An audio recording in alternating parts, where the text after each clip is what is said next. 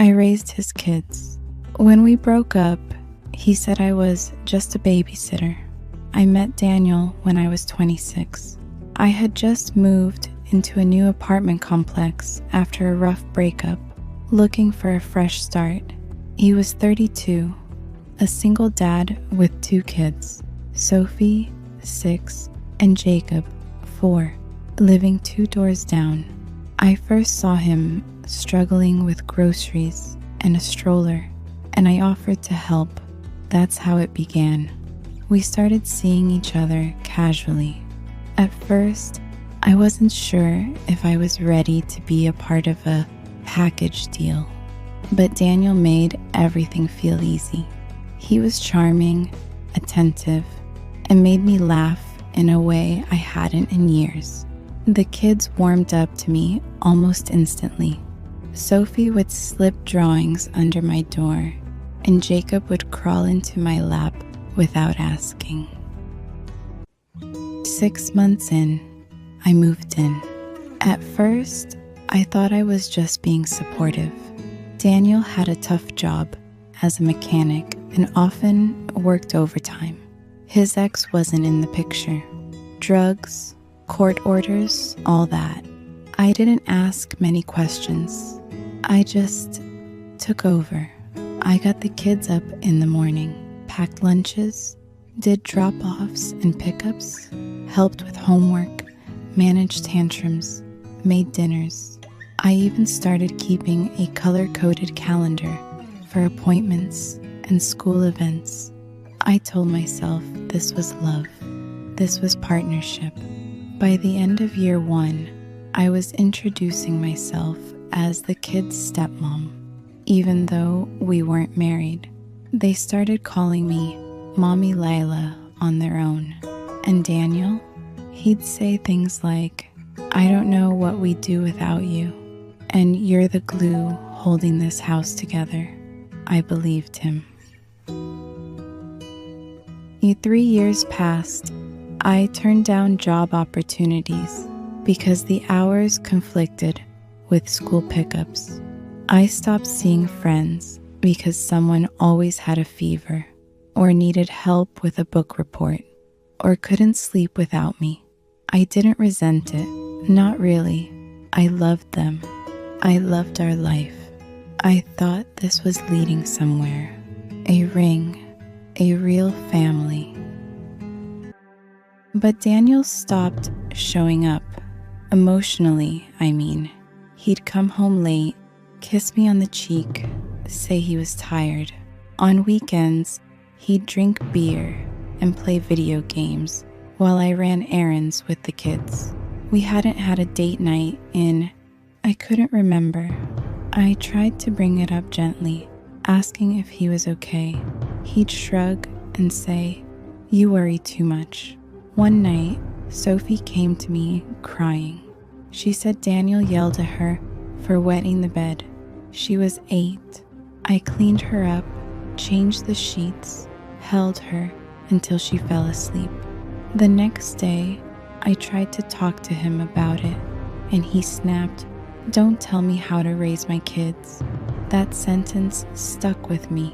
His kids, not ours. Then came the breaking point.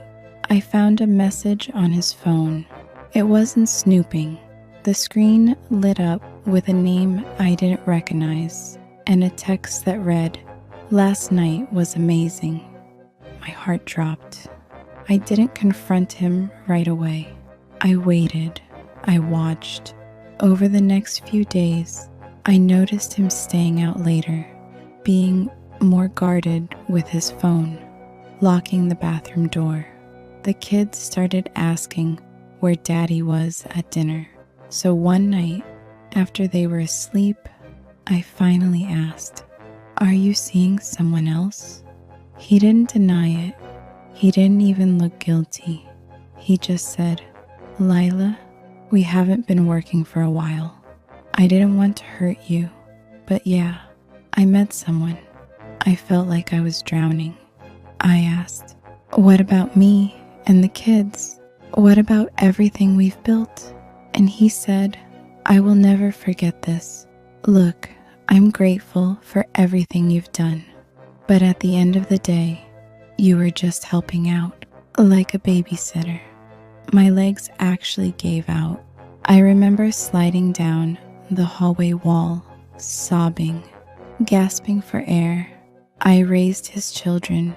I gave up years of my life, and that's what I was to him, a babysitter. I left the next day. I packed 2 suitcases. The kids cried. Jacob begged me not to go. Sophie slipped a drawing into my bag of the 3 of us, me, her, and her brother, with the word family written in crayon. I cried the entire drive to my sister's house. The first month was brutal. I kept expecting the kids to call, but they didn't. Daniel wouldn't let them. I sent letters, little gifts. Nothing came back. Legally, I had no rights. I wasn't their stepmom. I wasn't even their guardian. I was nobody. But slowly, I started to reclaim myself. I got a job at a nonprofit that helps foster kids. Kids like Sophie and Jacob. I started going to therapy. I reconnected with friends. I found pieces of me I forgot existed. One day, I got a letter in the mail. No return address. It was from Sophie. Just a simple note in her handwriting. Mommy Lila, I miss you every day. I still have the purple bear you gave me. I love you.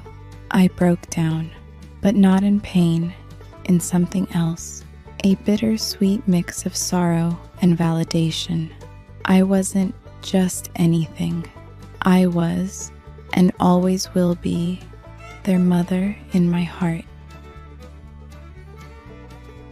So here I am, telling my story. Not because I want pity, but because I know there are women out there who are living this exact same life, loving someone else's children like their own, giving everything and being told they're just the help. You're not just anything. You're powerful. You're loving. You're real. And you deserved better. What do you think? Was I wrong to walk away from the kids when I had no legal rights? Should I have fought harder? Have you ever been in a relationship where your role was dismissed or minimized? Share your thoughts in the comments. I really want to hear your perspective. Maybe it'll help someone else who feels just as invisible as I once did.